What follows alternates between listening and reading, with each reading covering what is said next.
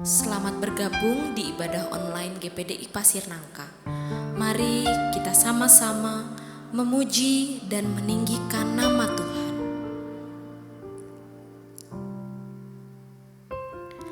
You never change.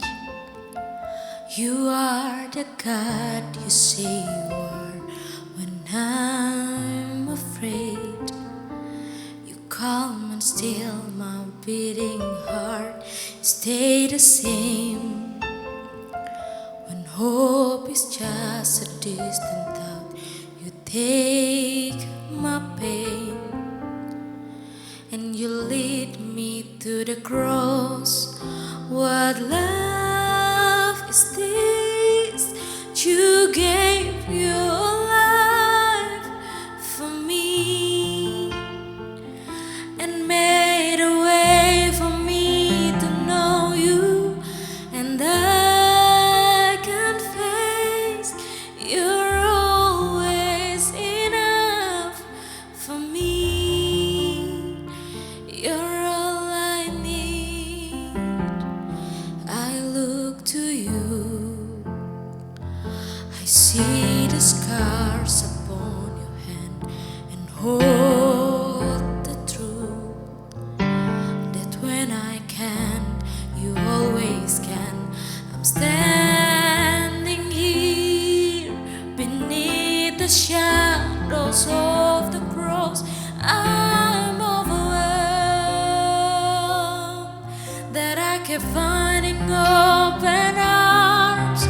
What love is this? You gave your life for me and made a way for me to know you, and I confess you're always enough for me. You're all I need. Jesus, in your suffering, you were reaching. You thought of me.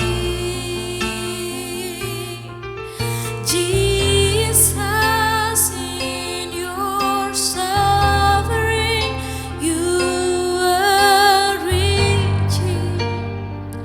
You thought of me.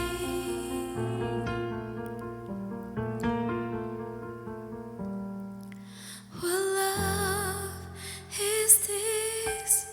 You gave your life for me and made a way for me to know you, and I can face you're always enough for me. You're all I need. What love is this? You gave your life for me and made a way for me to know you, and I can face you're always enough for me. Always enough for me.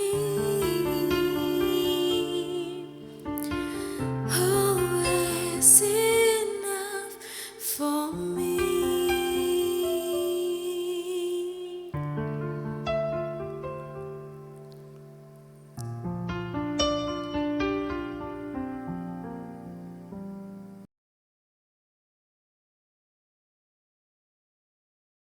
Haleluya, puji Tuhan.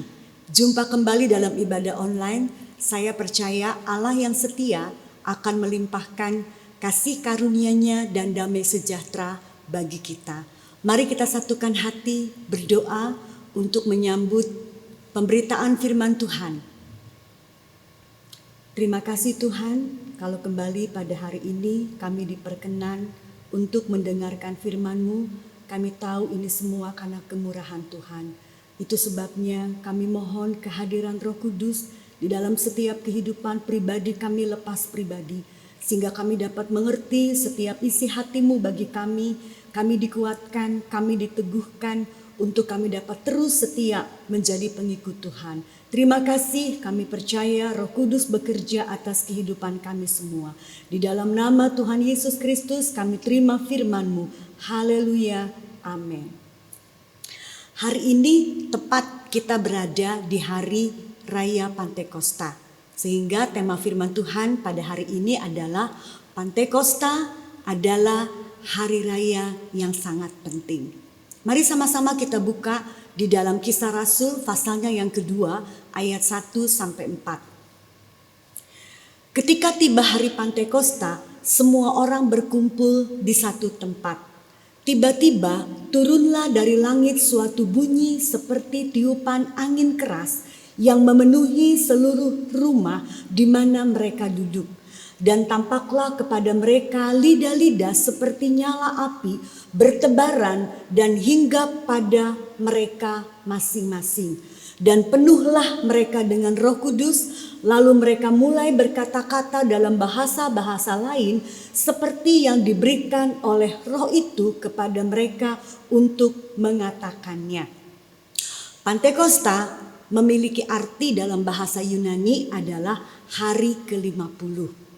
Bila kita melihat penghitungan mengapa disebut hari ke-50, kita bisa melihat dari Pantekosta baik sebagai hari raya bangsa Israel di Perjanjian Lama maupun Pantekosta yang ada di dalam Perjanjian Baru.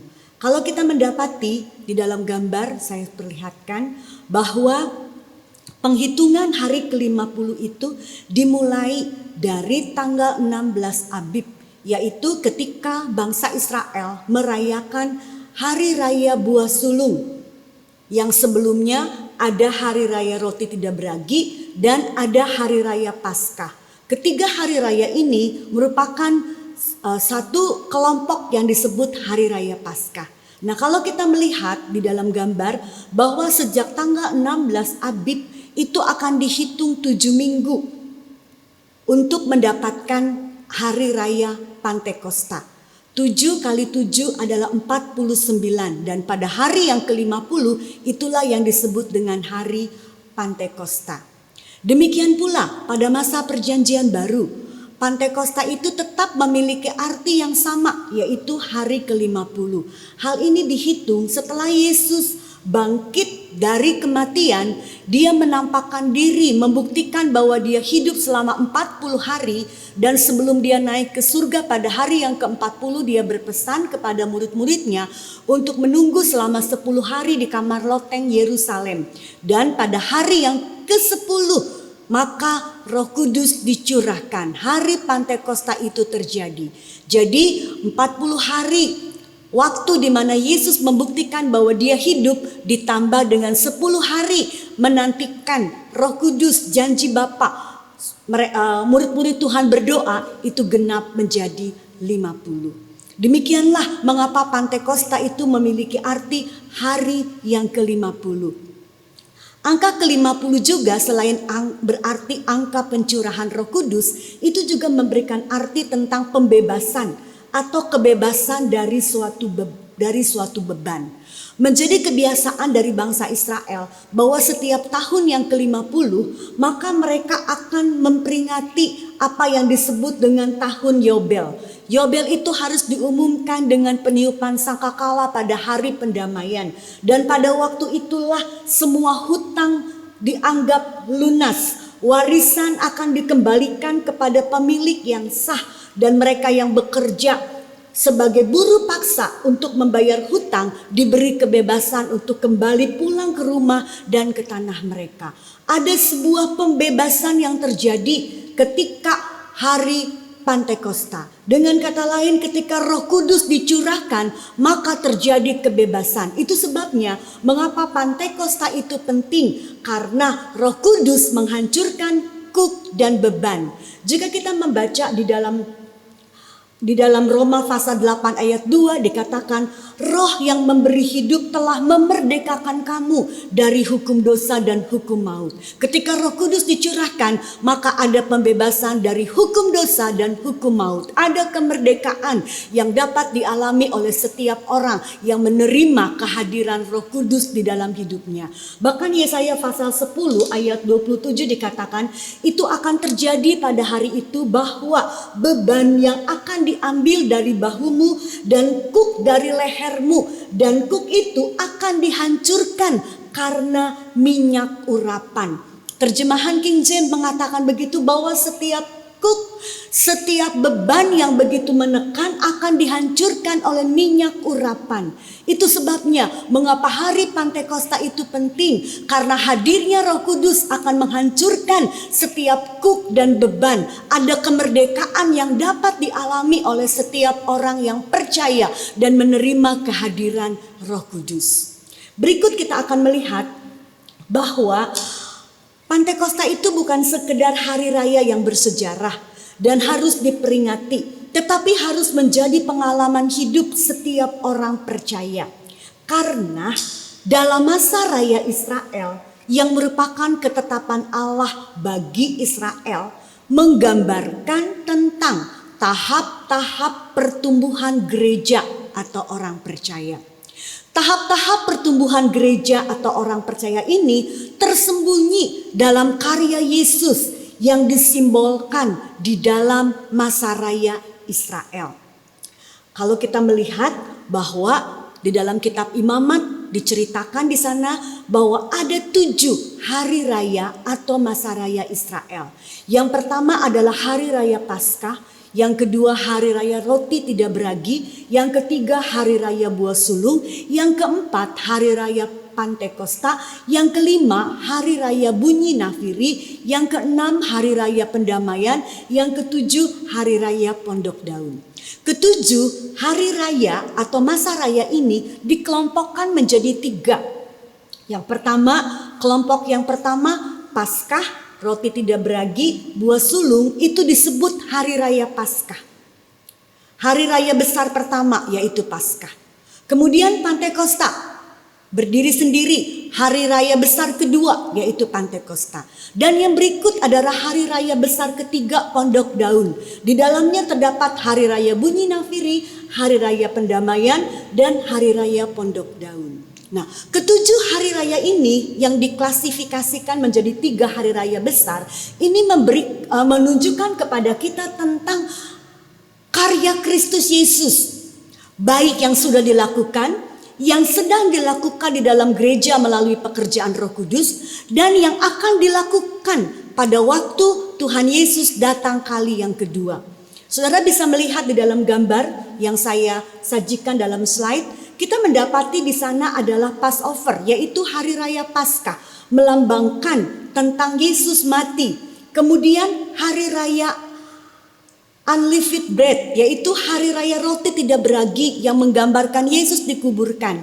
Kemudian hari raya buah sulung yang menggambarkan tentang kebangkitan Yesus Kristus. Kemudian hari Pantekosta di mana Yesus mengirimkan Roh Kudus ke bumi ini kepada setiap orang yang percaya.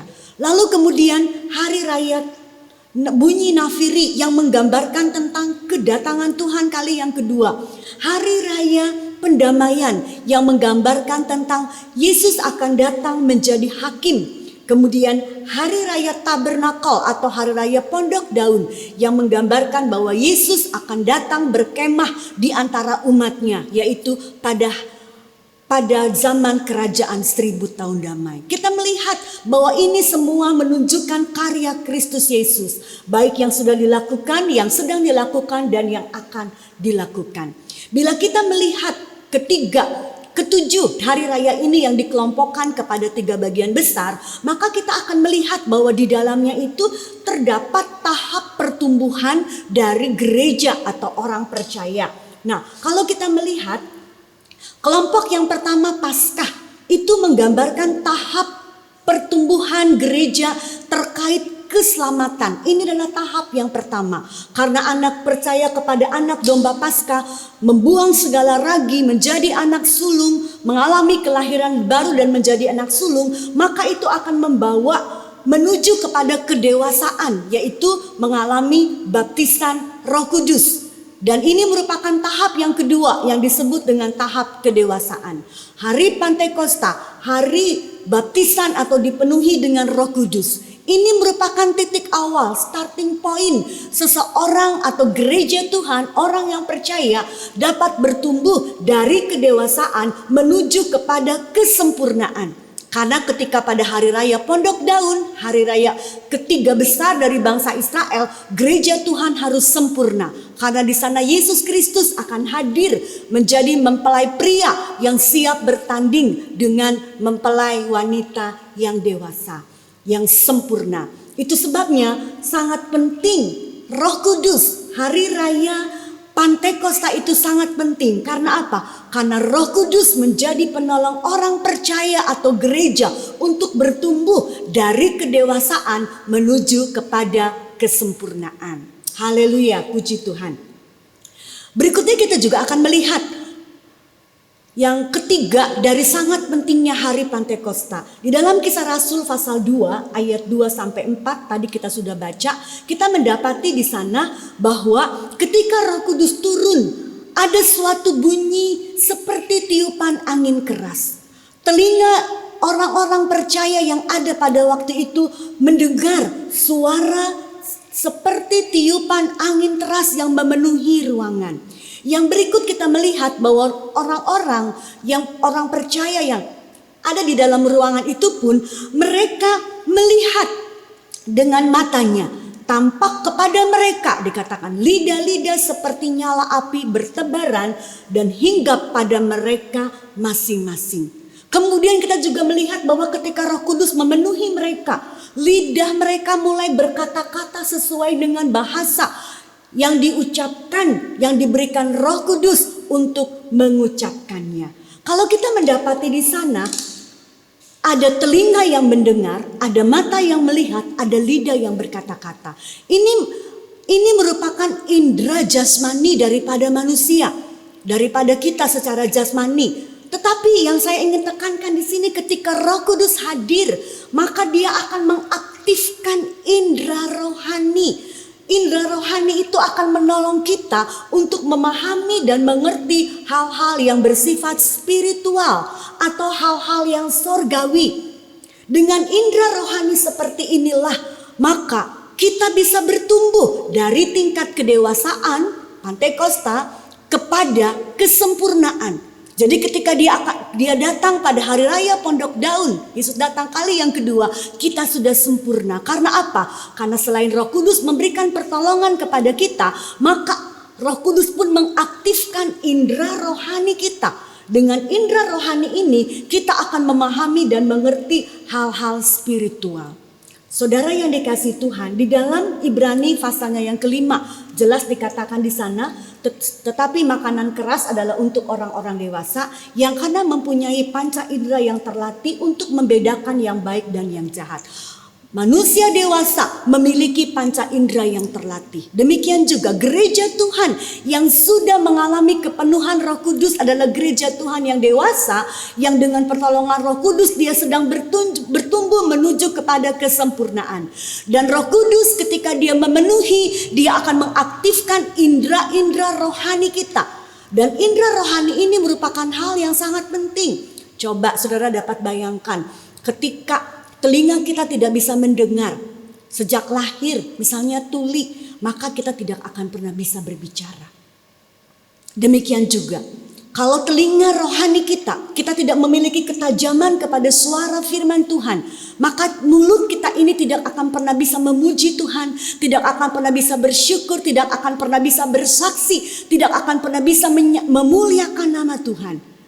Tetapi Roh Kudus yang memenuhi kita, dia akan membuka telinga rohani kita.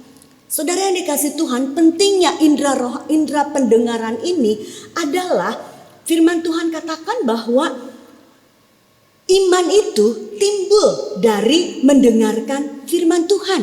Di dalam Roma pasal 10 ayat 17 dikatakan iman timbul dari mendengar firman Tuhan dan pendengaran oleh firman Kristus. Jadi ketika kita mendengar, kita memiliki ketajaman, indera rohani kita bisa menangkap hal-hal yang spiritual dari suara Tuhan, maka iman kita itu akan timbul. Dan firman Tuhan katakan orangku yang benar hidup oleh iman. Jadi kita akan berjalan, bisa melangkah dari iman kepada iman, dari kemenangan kepada kemenangan, dari kemuliaan yang satu kepada kemuliaan yang satu. Karena apa? Karena kita memiliki iman yang timbul karena telinga rohani kita mampu mendengar firman Tuhan yang membangkitkan, yang menimbulkan iman di dalam kehidupan kita. Demikian juga kalau kita melihat indera penglihatan di sana, kemampuan melihat hal-hal yang spiritual. Kalau kita mendapati Rasul Paulus berkata di dalam Efesus 1 ayat 18 dan 19 dikatakan, dan supaya ia menjadikan mata hatimu terang agar kamu mengerti pengharapan apakah yang terkandung dalam panggilannya, betapa kaya kemuliaan bagian yang ditentukannya bagi orang-orang kudus dan betapa hebat kuasanya bagi kita yang percaya sesuai dengan kekuatan kuasanya. Dengan mata rohani kita memiliki kemampuan untuk mengerti betapa kayanya kemuliaan yang ditentukan bagi kita orang-orang yang kudus. Dan betapa hebat kuasa yang menyertai kita orang-orang yang percaya. Kita bisa menangkap dan kita bisa melangkah bukan dengan penglihatan kita, tapi kita melangkah dengan iman kita. Karena apa? Karena indera penglihatan kita memiliki sebuah ketajaman untuk melihat apa yang Allah katakan, apa yang Allah rancangkan bagi kehidupan kita. Melihat apa yang tidak bisa dilihat secara mata jasmani tentang hal-hal karunia sorgawi yang akan datang. Jadi saudara yang dikasih Tuhan, jelas dikatakan di sini bahwa Pantekosta itu sangat penting karena Roh Kudus mengaktifkan indera-indera rohani kita. Yang berikut kalau kita melihat di dalam Kisah Rasul pasal 2 ayat 7 sampai 11, saya tidak akan baca. Dikatakan di sana bahwa orang-orang banyak itu tercengang-cengang dan heran ketika melihat 120 murid Tuhan yang dipenuhi oleh Roh Kudus. Mengapa mereka tercengang? Karena mereka adalah orang-orang biasa yang hanya memahami tentang bahasa Aram di Galilea. Tetapi ketika Roh Kudus tercurah, mereka bisa berkata-kata dengan bahasa yang lain, bahasa yang dipergunakan oleh orang-orang yang berada di Asia Kecil, yang berada di Partia, di Media, bahkan di tanah Arab sekalipun. Dan isi daripada bahasa perkataan-perkataan dalam bahasa-bahasa itu adalah perbuatan-perbuatan yang dilakukan Allah. Dan akibatnya apa saudara? Akibatnya kita melihat 3.000 orang dapat diselamatkan dan percaya kepada Yesus Kristus. Dengan demikian kalau kita melihat di sini, Roh Kudus itu, Pantekosta itu sangat penting. Karena apa? Karena Roh Kudus memberdayakan orang percaya melalui pemberian karunia-karunia roh dan karunia-karunia rohani. Sehingga setiap orang percaya, setiap gereja Tuhan, mereka dapat menjadi kepanjangan tangan Tuhan mengerjakan karya keselamatan. Mereka dapat menjadi kepanjangan Tuhan untuk mengerjakan pemberitaan Injil damai sejahtera. Dan banyak jiwa akan dimenangkan sehingga tuaian itu akan terjadi. Bapak Ibu Saudara yang dikasihi Tuhan, sama seperti Paskah pada masa perjanjian lama, kalau kita mendapati di sana bahwa dalam Paskah PL itu yang disebut Shavuot, bangsa Israel itu akan menuai gandum. Dan pada waktu itu mereka akan membawa persembahan penuaian hulu hasil kedua dalam bentuk 2 ketur roti gandum. Dan ini sudah digenapi ketika Petrus berkhotbah, bukan hanya saja orang Yahudi, tetapi orang-orang non-Yahudi pun percaya kepada Yesus. 2 ketur roti menggambarkan tentang tuaian orang-orang Yahudi dan orang-orang non-Yahudi. Itu terjadi ketika apa? Ketika Roh Kudus memberdayakan murid-murid Tuhan. Sehingga ketika mereka melakukan pelayanan, karunia-karunia Roh Allah bekerja. Dan di sanalah tuaian besar itu terjadi. Makanya saya katakan bahwa Roh Kudus itu sangat penting. Pentakosta, pencurahan Roh Kudus itu sangat penting. Karena kita diberdayakan untuk melakukan pelayanan yang Yesus percayakan kepada kita melalui pekerjaan Roh Kudus di dalam karunia-karunia-Nya. Bapak Ibu Saudara yang dikasihi Tuhan, bagi siapakah Pantekosta itu? Bagi siapakah Roh Kudus dicurahkan? Di dalam Kisah Para Rasul pasal 2 ayat 1 saya akan baca. Ketika tiba hari Pantekosta, semua orang percaya berkumpul di satu tempat. Perhatikan, ketika tiba hari Pantekosta, ketika Kairos, Yesus mengirimkan Roh Kudus. Siapa yang dipenuhi? Dikatakan semua orang percaya yang berkumpul di satu tempat. Ayat 14 berkata bahwa orang percaya ini bertekun dengan sehati dalam doa bersama-sama. Berarti Roh Kudus ini dicurahkan kepada siapa? Kepada mereka yang memiliki relasi dengan Allah di dalam doa dengan intens, dengan tekun, dengan tiada berkeputusan. Membangun sebuah hubungan, sebuah relasi yang intim dengan Allah dan dilakukan dengan tekun. Lalu kepada siapa? Kepada mereka yang juga memiliki relasi yang baik, yang sehati, yang tidak ada perpecahan dengan saudara-saudara seiman. Dan kepada siapa Roh Kudus itu dicurahkan? Kepada mereka yang memiliki tujuan yang sama. 120 murid ini mereka ada di satu tempat dengan satu tujuan yang sama, menantikan janji Bapa. Saya percaya Roh Kudus itu akan dicurahkan ketika kita memiliki tujuan yang sama, ketika kita memiliki visi yang sama, ketika kita memiliki kerinduan yang sama ada di tempat ini, maka Roh Kudus itu akan dicurahkan. Dan kita akan menjadi orang-orang yang berdaya, orang-orang yang memiliki ketajaman dalam indera rohani, orang-orang yang dapat bertumbuh dari kedewasaan menuju kepada kesempurnaan. Bahkan kita menjadi orang-orang yang dapat melemparkan setiap kuk dan beban yang begitu menekan kehidupan kita. Bapak Ibu Saudara yang dikasihi oleh Tuhan, pada hari ini sama seperti Kisah 2 ayat 1 katakan, ketika tiba hari Pantekosta. Hari Pantekosta telah tiba pada di awal abad mula-mula. Sudah dicurahkan, berarti sekarang adalah Kairos, tahun waktunya Roh Kudus bekerja. Bila mana kita membuka hati kita dan menyerahkan hidup kita dengan penuh kerinduan kepada Dia, saya percaya Roh Kudus itu akan memenuhi kehidupan kita. Ketika kita penuh dengan Roh Kudus, saudara akan mengalami sebuah kemerdekaan. Beban-beban, tekanan-tekanan hidupku yang begitu menekan, kita dapat lemparkan karena kuasa urapan itu. Ketika kita dipenuhi Roh Kudus, kita akan menjadi orang yang begitu memiliki keaktifan untuk bertumbuh menuju gereja yang sempurna. Kita akan selalu dimampukan hidup oleh iman karena kita memiliki indera rohani yang membuat kita dapat mendengar suara Tuhan, membangkitkan iman, bahkan kita dapat melihat hal-hal yang tidak bisa dilihat secara jasmani. Sehingga kita akan terus berjalan dalam iman yang satu kepada iman yang lain. Menemukan kemuliaan yang satu kepada kemuliaan yang lebih besar lagi. Saudara yang dikasihi Tuhan, inilah zaman yang diperuntukkan oleh Tuhan Yesus bagi Roh Kudus. Buka hatimu dan terimalah Dia di dalam hidupmu. Mari sama-sama kita berdoa.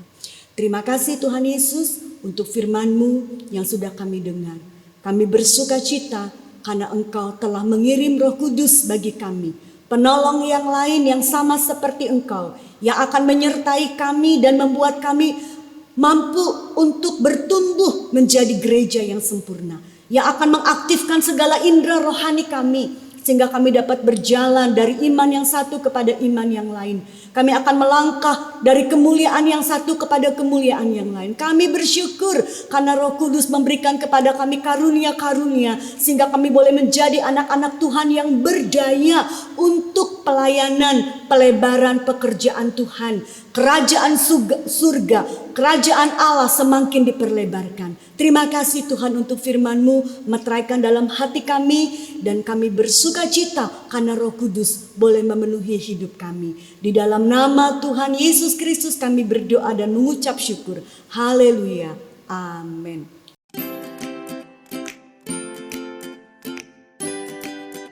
Sebelum memberikan persembahan, kita membaca ayat firman Tuhan, Injil Lukas pasal 6 ayat 38. Berilah dan kamu akan diberi suatu takaran yang baik, yang dipadatkan, yang digoncangkan, dan yang tumpah keluar akan dicurahkan ke dalam ribaanmu. Sebab ukuran yang kamu pakai untuk mengukur akan diukurkan kepadamu. Ayat ini mengajarkan kita bahwa persembahan sejati bukanlah tentang jumlah uang yang kita berikan. Jika berbicara persembahan, kita harus mengingat keteladanan Yesus Kristus dalam memberi. Kalau mau tahu ukuran berat suatu benda, kita akan menimbang benda tersebut menggunakan neraca atau timbangan untuk mengetahui berat suatu benda tersebut dengan tepat. Ini berarti besarnya berkat yang Tuhan berikan kepada kita ditentukan oleh cara kita memberi. Dengan ukuran apa atau ukuran macam apa kita pakai dalam memberi.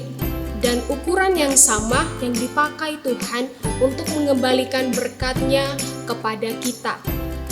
Jika ketulusan hati adalah ukuran kita dalam memberi, maka ketulusan hati adalah ukuran yang dipakai Tuhan untuk mengembalikan berkat-Nya kepada kita. Persembahan dapat diberikan melalui bank transfer atau melalui GoPay pada tampilan layar berikut.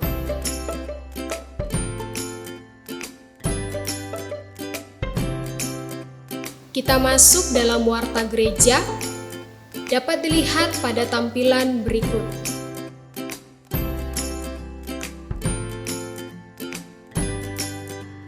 Jemaat sekalian, tetap menjaga kesehatan, patuhi protokol kesehatan, dan tetap hidup dalam iman dan berpengharapan kepada Tuhan. Terima kasih, Tuhan Yesus memberkati.